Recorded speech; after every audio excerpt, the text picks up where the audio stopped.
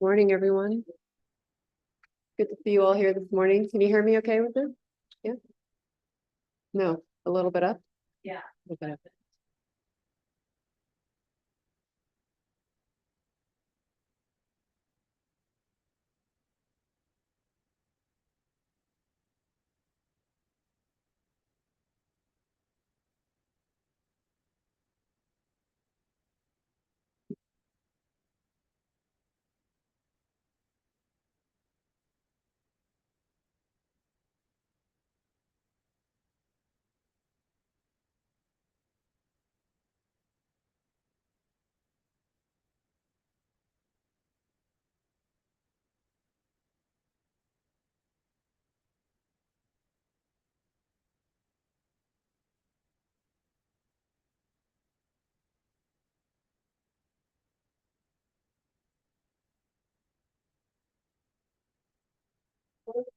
Can you shut the door for us, please?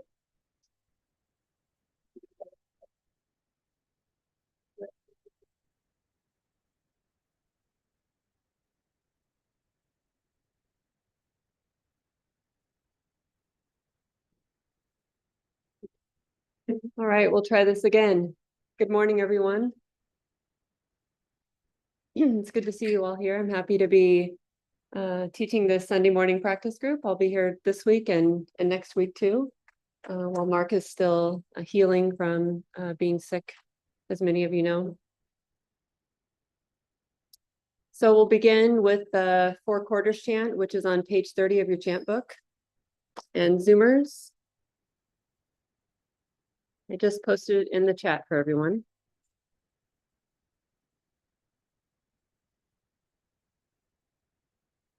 And if this is new to you, look at what it looks like in here.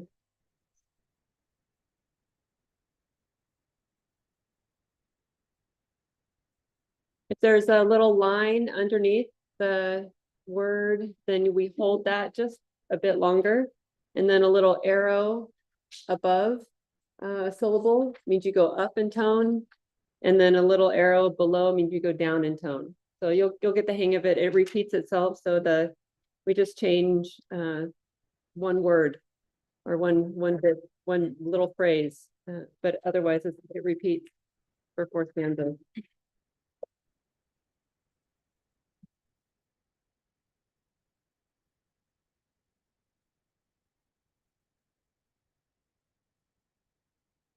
Now let us make the 4 boundless qualities shine forth.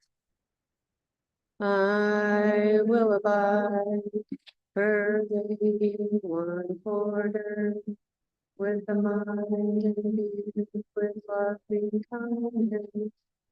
Likewise the second, likewise the third, likewise the fourth.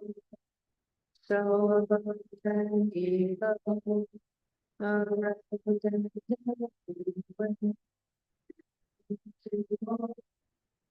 to myself, I abide, pervading the all-encompassing world, with the mind imbued by compassion, abundant, Exalted, immeasurable, hostility, without ill will,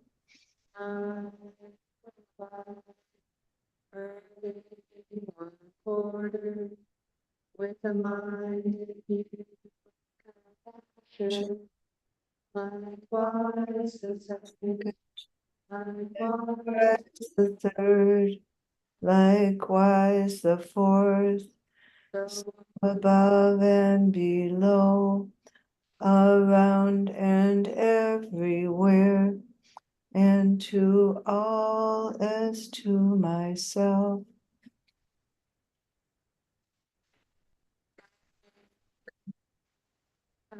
encompassing world, compassion, abundant, exalted, in without hostility, without ill.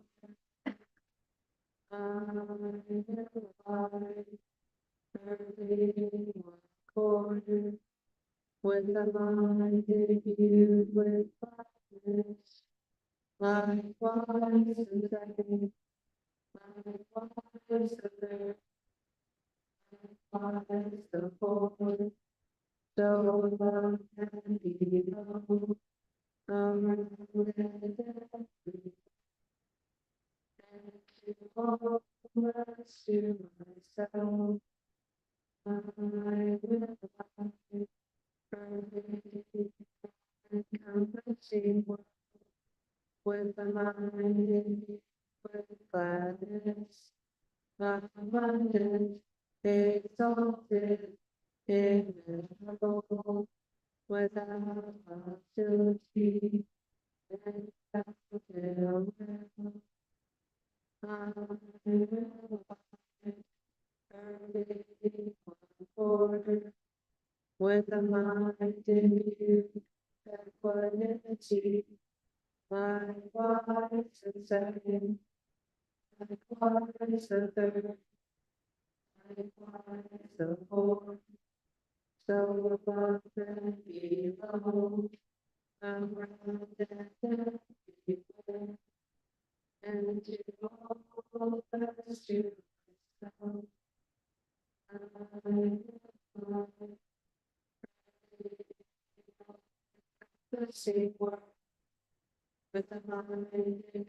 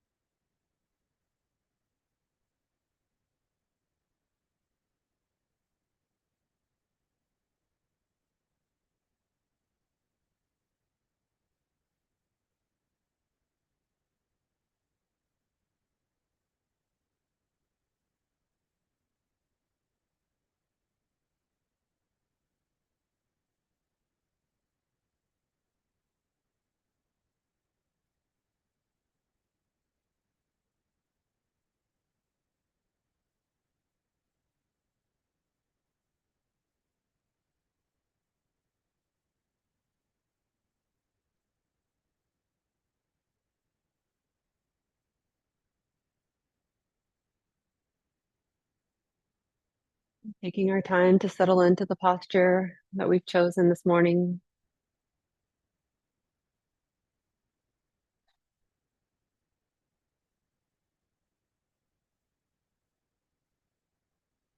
And once we've found a posture, I'm just seeing if it's possible to rest in stillness.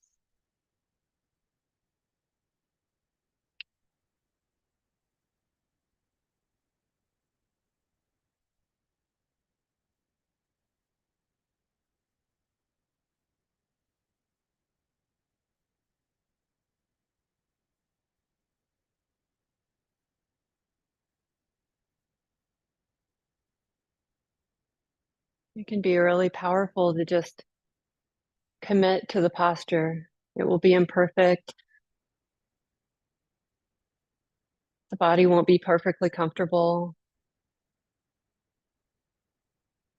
But just for the next 30 minutes to commit to learning what we can learn by just accepting the body as it is.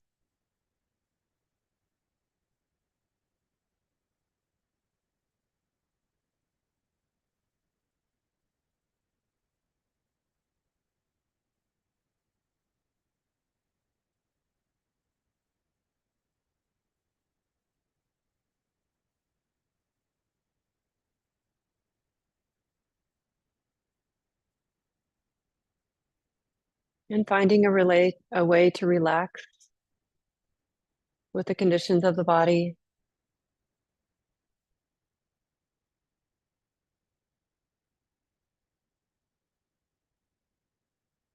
Not resisting anything,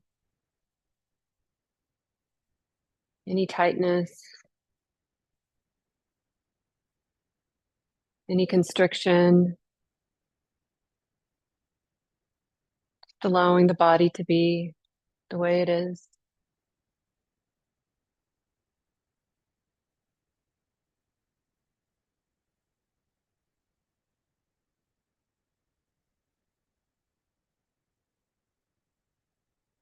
And when we relax, it's actually a deep teaching here.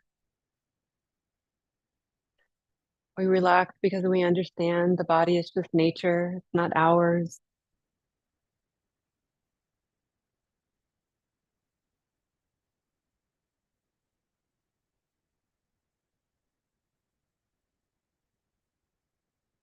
We relax because we care about feeling. It's hard to feel when we're trying to control anything.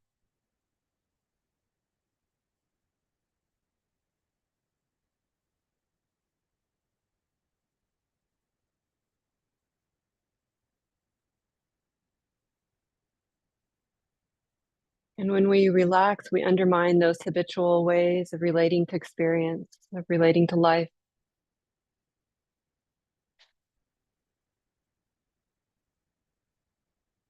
We undermine the habit to expect things to be the way we want them to be. Undermine the habit to demand.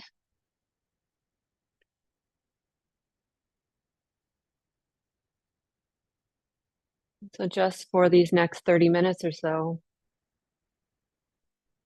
we're practicing just accepting, feeling and accepting.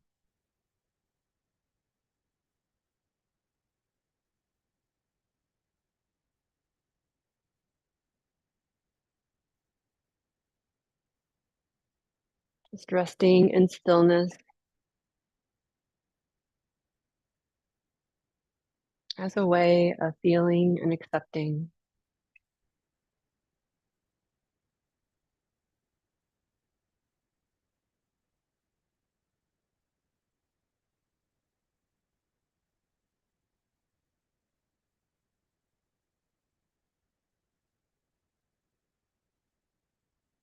Just knowing what it's like to have a body that feels like this in this moment.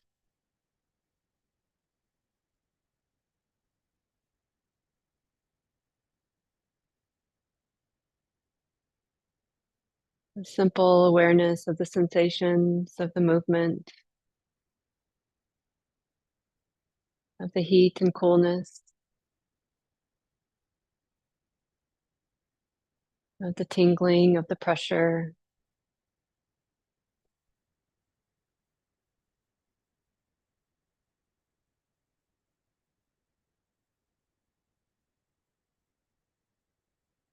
We're getting really simple, not needing to make anything more complex.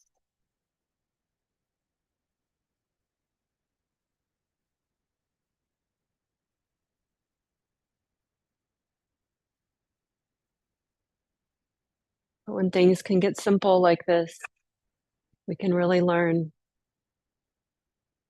to feel and to accept.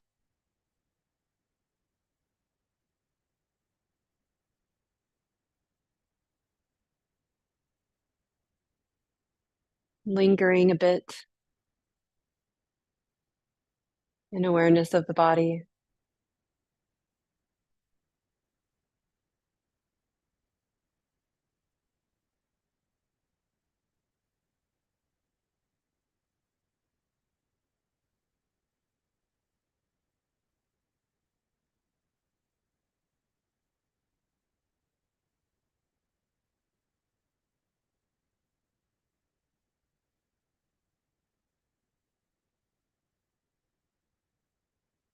And at times, everything in us will call us to move and adjust, following each desire, want for something different. But in these moments, we choose to just feel what it's like to have that desire,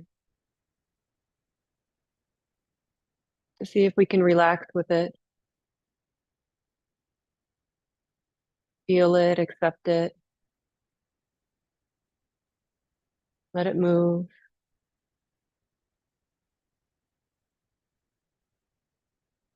Find the space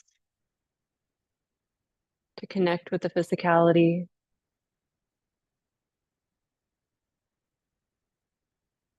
Can this mind be spacious enough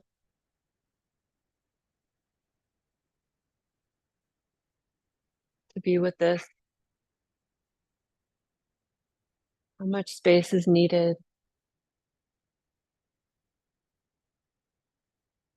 to feel this,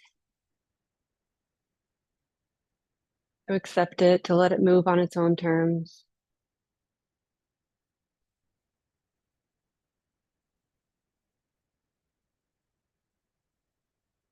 Relaxing, relaxing, relaxing.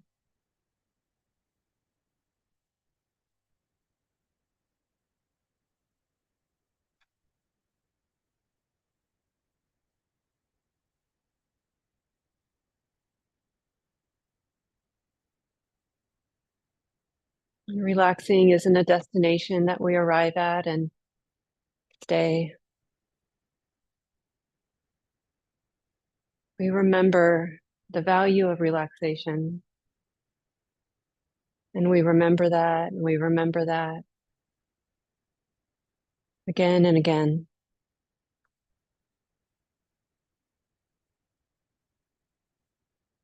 And it's through this active remembering that our systems, that our hearts, our minds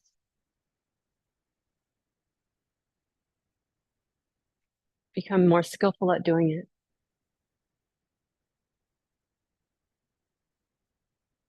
And this is what we call practice. One moment of remembering after another.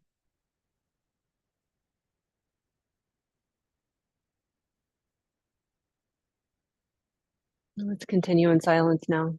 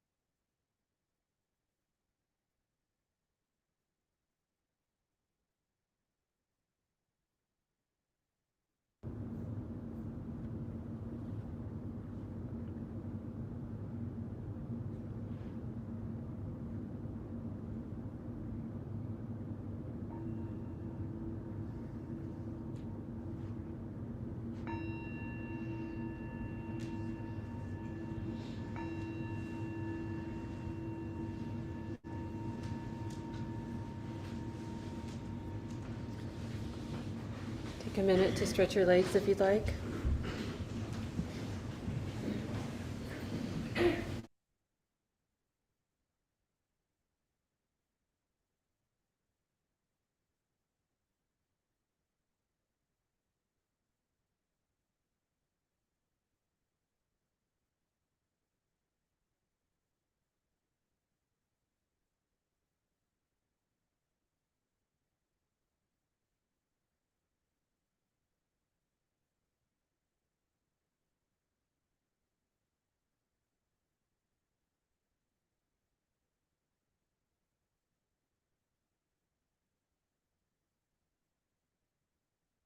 Morning.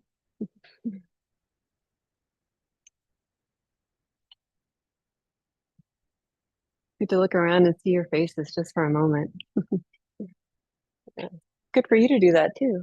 Just look at each other if you want to and just appreciate being together. Zoomers, you can check out the gallery. Um,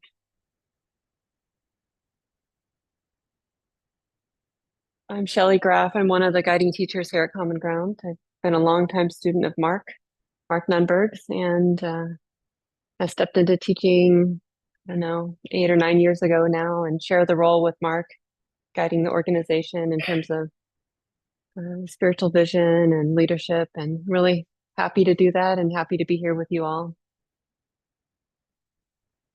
I thought I'd pick a topic this morning that might meet us in the busyness of the winter times with all the various holiday celebrations and gatherings, all celebrations of all sorts. Is anybody busy right now? Yeah. And no matter what kind of celebrating we do, what holidays we celebrate, and it usually involves getting together with friends and family, am I right? And holidays can bring up a lot of stuff. And so we need to have some skillful ways of relating to that, whatever comes up in the relational field when we're gathering with our loved ones. And as meditators, there's a bit of a danger here as sensitive beings, not real danger. I'm just using that word provocatively, but because as we become more and more sensitive, right, we can fall into some habitual traps, habitual patterns like, oh, I'm so sensitive, I don't want to deal with this, right? I'm too sensitive to deal with this right now, or I'm too sensitive to be in this space right now. But we can learn how to deal with that sensitivity and trust it, right? So that we can learn from it, right? And learn that this path is an integrated one, not one of avoidance. It's actually what we're learning not to do all the time, right? As we become more and more sensitive beings, we're learning to be in the world as it is and accept the way things are. We do that when we're sitting on the cushion. We do that when we're participating in community. We do that when we're accepting the ways of the world, right? And it's not like we're making some passive statement like everything is perfect, right? Or there's no reason for me to engage. There's no real reason because it's just the way it is. That can kind of view in the mind that is not wise or skillful.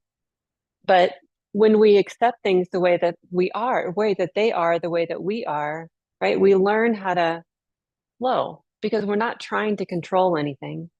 And this includes not trying to control our friends and family, right? So you notice that I'm going to talk this morning about our responsibility and not their responsibility.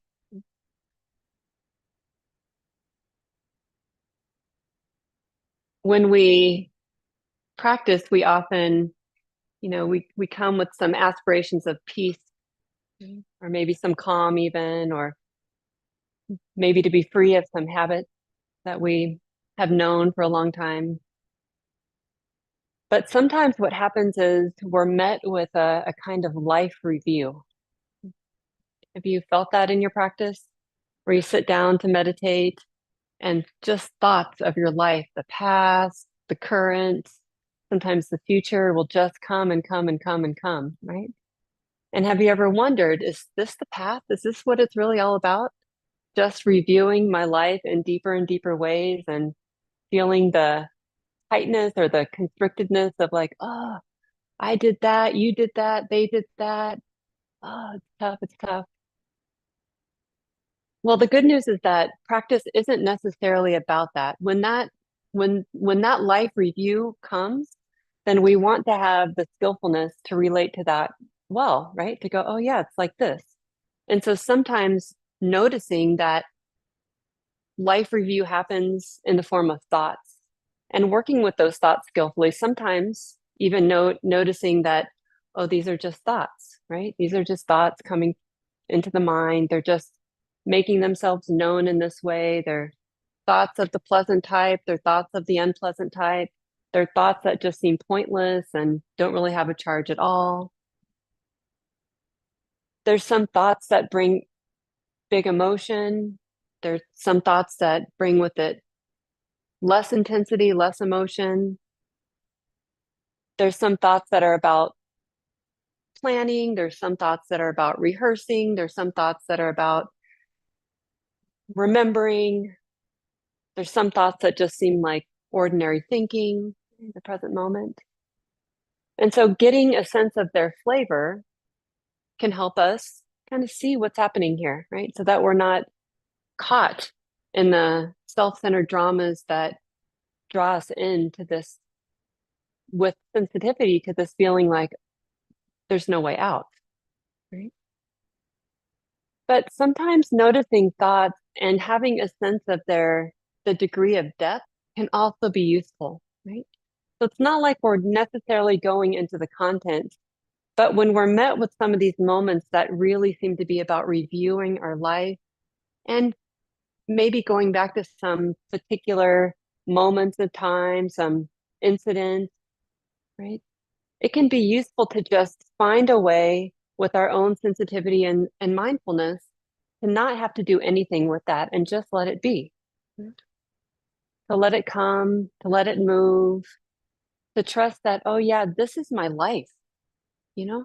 The reason why I'm thinking about these things is because it's my life, right? These have been important experiences in my life. And in some ways, these experiences have made, have contributed to the person that I am today in some good and challenging ways. But no matter how you shake it, they have contributed, right? Good, meaningful, challenging, traumatic, they have contributed. And so, in a kind of cause and effect way, we're learning how to relate to our life slightly different than we normally would, right? By going into the content, by trying to resolve it, by trying to fix something, by trying to control it. We're actually in the midst of noticing our thoughts. We're learning how to go, oh, yeah, I'm going to honor this history, this habit, right? This movement of life that is this movement of life through this being. Yeah. And through all the relationships we've encountered along the way, to those good moments, those painful moments. I'm honoring a life right now.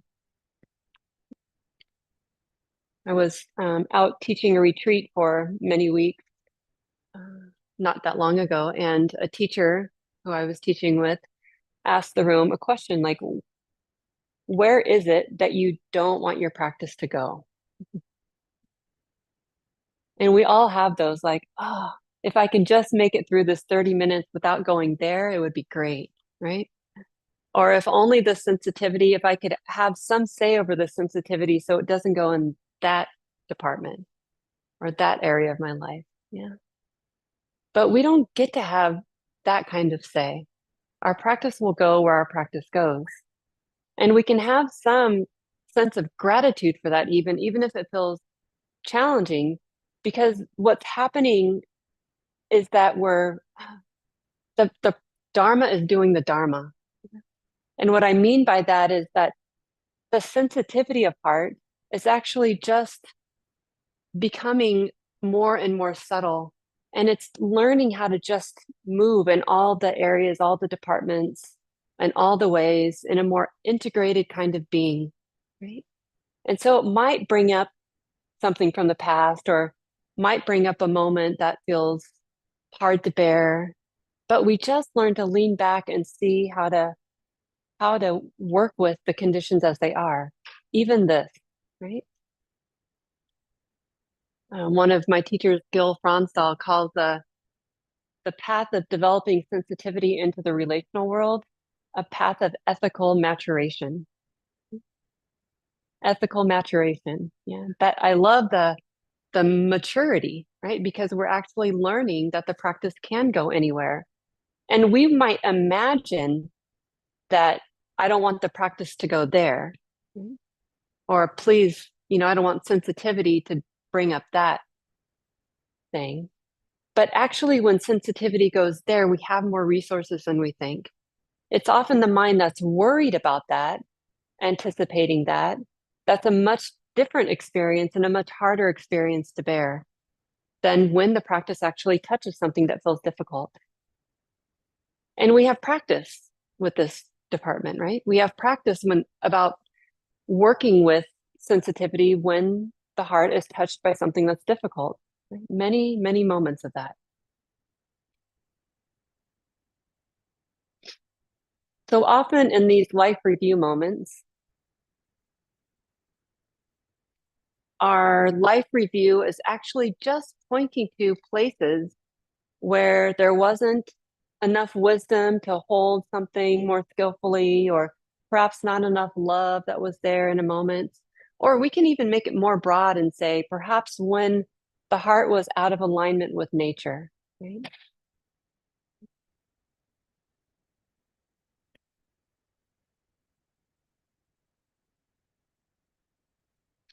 Perhaps when we were too busy to be tender in the right moment, or a little bit of like a lack of care there for us. Oh, and there's the pain of that. Or maybe when we're impatient. I have these moments all the time. Yeah.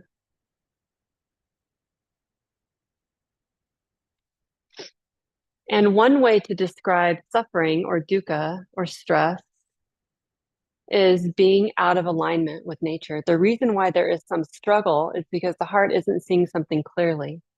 Like, oh, we're unfinished, right? Our path is unfinished. Or, oh, I expected to be able to, because I'm a practitioner, to be able to reach some calm state that doesn't go there.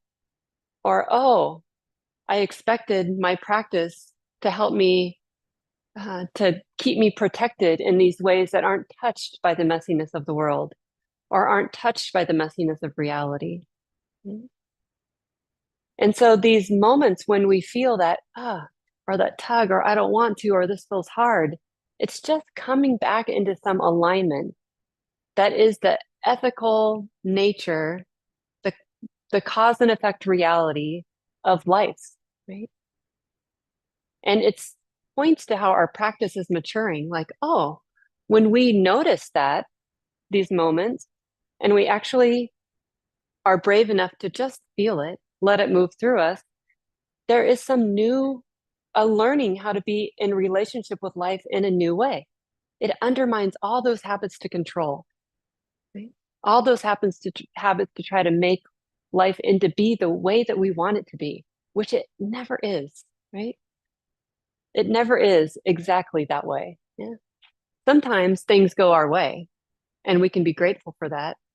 And even in those moments when things go our way, there's often something that could have been just a little bit better, right? You ever notice that? Like, this was almost a great gathering with my family, except, yeah.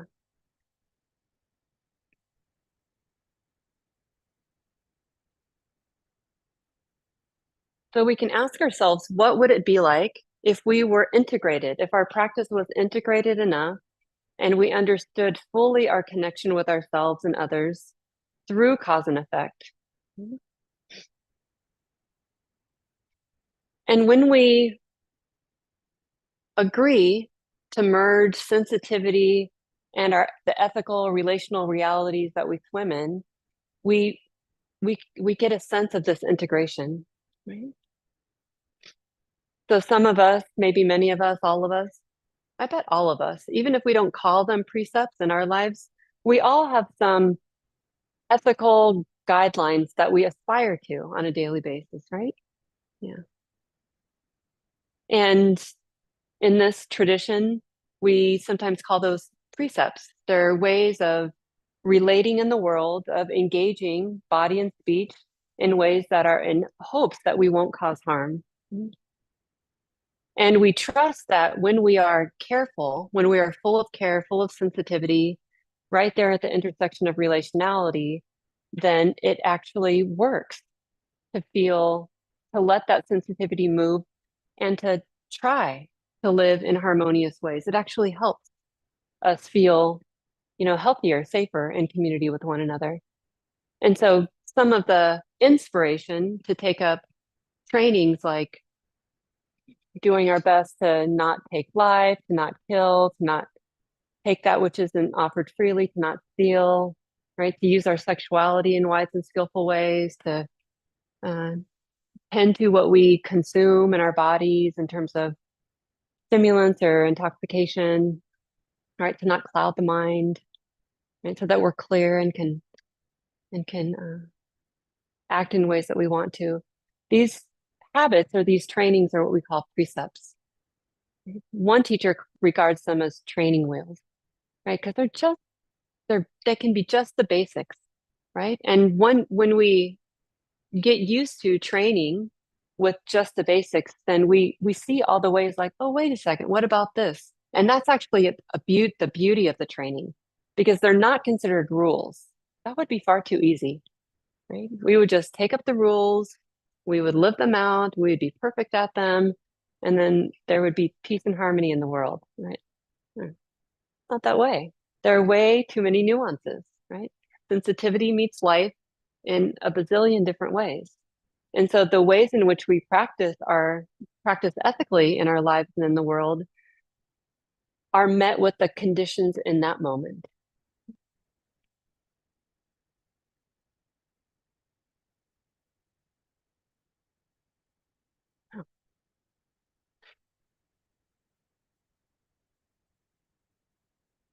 So often in the Buddhist traditions, afflictive mind states are considered generally unskillful, right?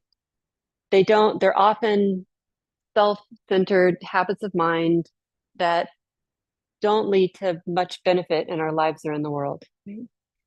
But there are two mind states, like two uh, protective qualities of mind that might feel a bit challenging, even afflictive, if we could say that.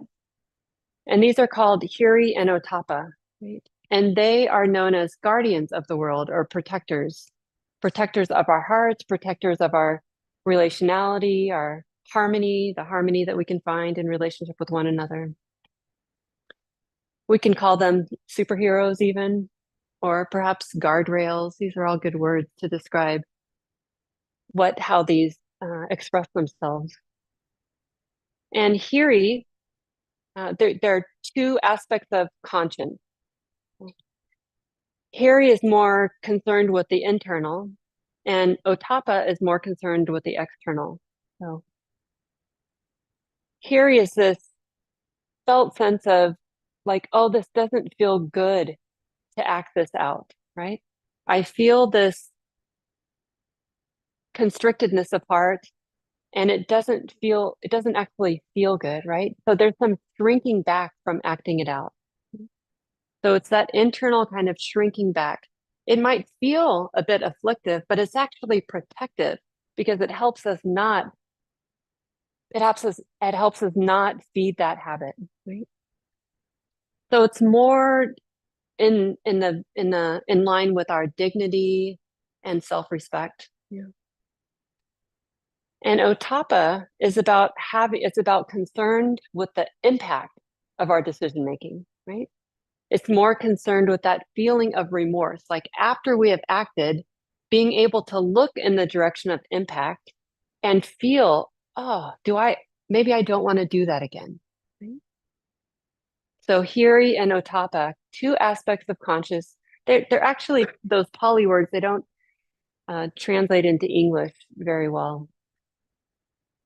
So it feels but easier and maybe more useful to me to describe what they are.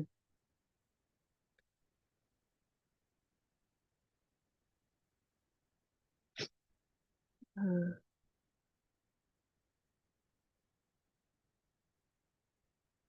Ajahn Buddhaghosa had a metaphor to describe Hiri and Otapa that I heard from another teacher and I really liked. He described like if there was a metal rod that had excrement on one end and was burning on the other end, right? That the kind of shrinking back from the excrement because, it's like just wanting to get away from it, right? Is like Hiri.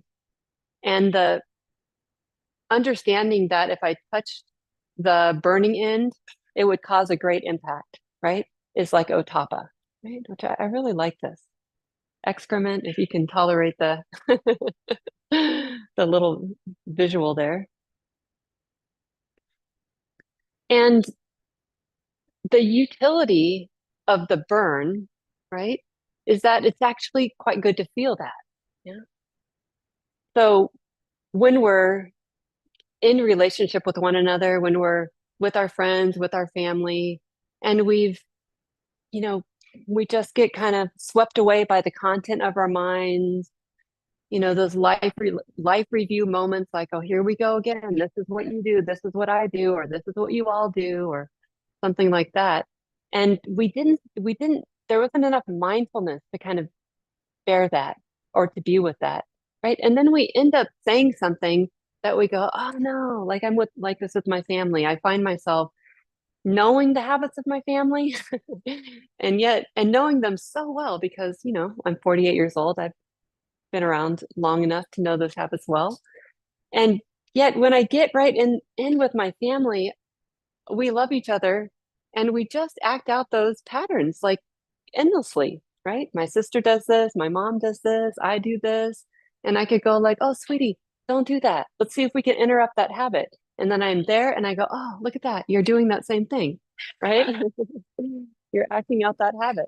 No matter how much you've thought about, no matter how much you've reviewed this life uh, circumstance there, and we watch ourselves acting it out. Yeah. So to actually be willing to feel like, oh, the unskillfulness of acting that out, like it didn't support the family system, it didn't support a good holiday, you know, it wasn't onward leading, it didn't help us be our best selves. And to just let that touch the heart, that's the burn, that's good. That afflictive, it might feel like an afflictive burn of Otapa, but it actually feels somewhat uplifting in my mind, right? It's like, oh, that was hard not to do, but I want to keep trying because I'm willing to see the impact. I'm willing to see the way this plays out. Yeah.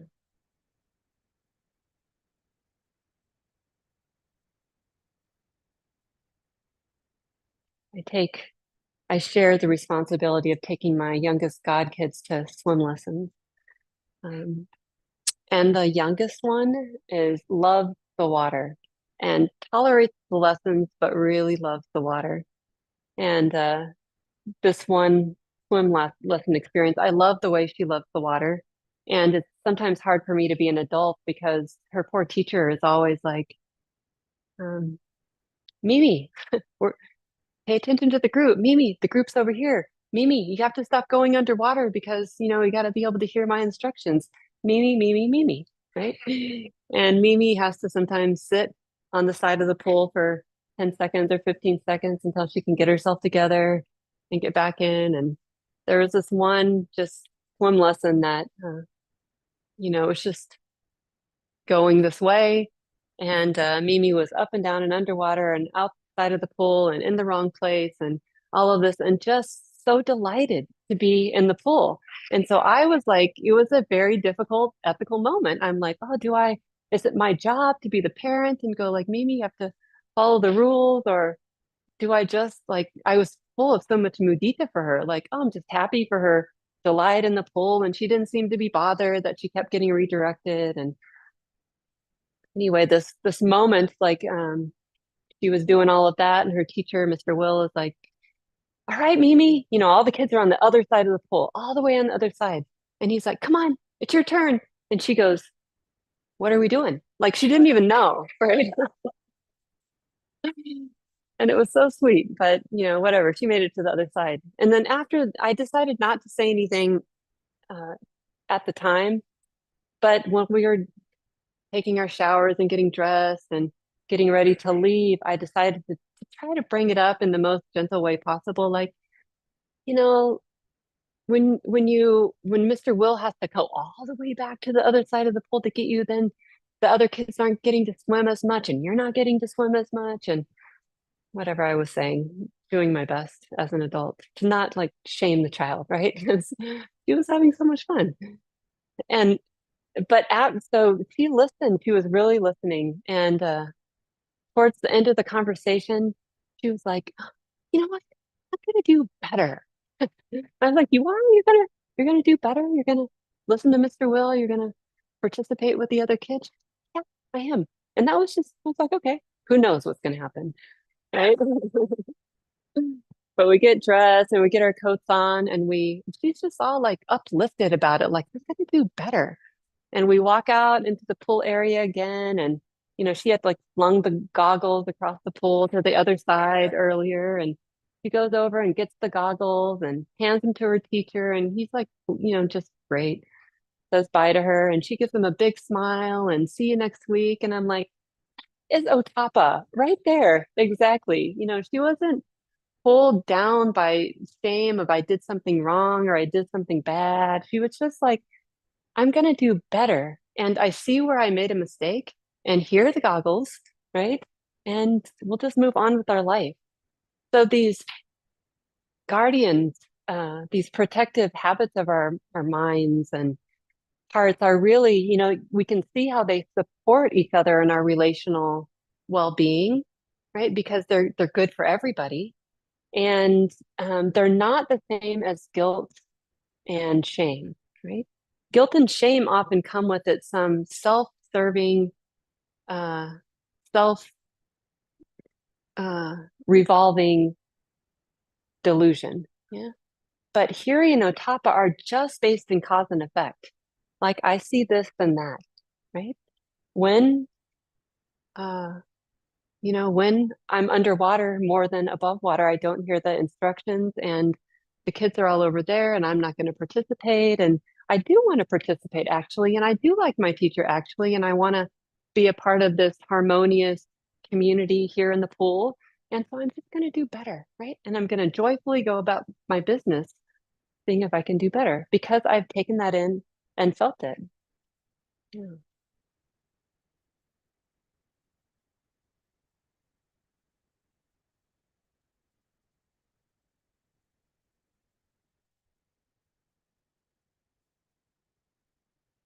And Hiri and Otapa are actually in the territory of Sila, our ethical, relational maturing of practice. Yeah.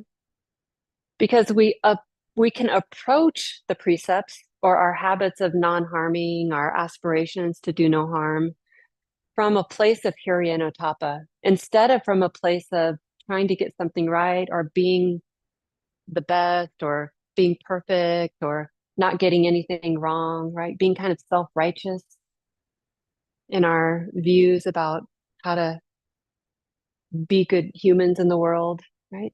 But we're just willing to trust the sensitivity of heart that is willing to go anywhere in the most integrated way and keep seeing cause and effect, right? Like, oh, when this rage moves through the heart, I want to take care of that, right? Actually, don't want to act it out because I care, right? When I noticed that I made a mistake and I responded to some impatience because there wasn't enough sensitivity there, then I actually am going to notice the impact. I'm going to work towards repair.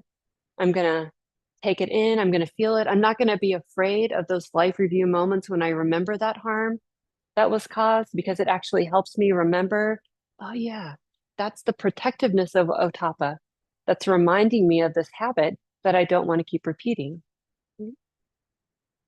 So it's not bad news at all, right? It helps us purify, if you will, that kind of ethical conduct that helps us be good human beings. And we probably don't talk about sila or ethical conduct enough. Part of the challenge of sila is that I think we expect the teachings to tell us what to do. And sila isn't about telling us what to do, right? If we come to sila from the place of hiri and otapa, noticing cause and effect, trusting sensitivity, then we're taking responsibility in the most radical ways for the seeds that we're planting in our lives and in the world, right? And when something feels, when we notice that feeling of tightness or constrictedness or being out of alignment, we're willing to learn from it.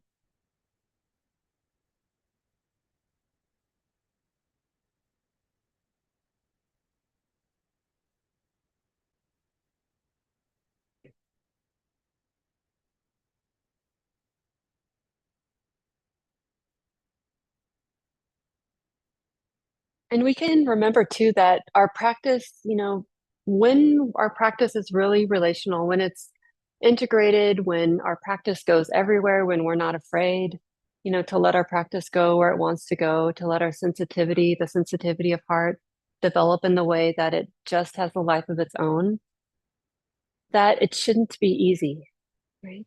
Because that purifying that's happening, that deepening, that maturation is happening because of the places we find ourselves in that need a little more work, right? Like right in the middle of our families when things get hard. Like those are difficult moments because of all the conditioning, all the historical movement of life that moves through us, that moves through each other. Communities like Common Ground are like that too, right? We start to move and know each other in some ways, and we feel, ourselves bumping up, the grit of bumping up against one another. If we were to, we could in a diluted way, come on in, kids. We could, in a diluted way, think that we're participating well if we protect ourselves from being in a relationship because we're trying to hold on to some kind of calm or feeling that we want, right? But instead, when we really let our lives get a little bit messier than we want, then we mature in the deepest ways. We learn to take responsibility in the deepest ways. It's kid time. All right. Okay, so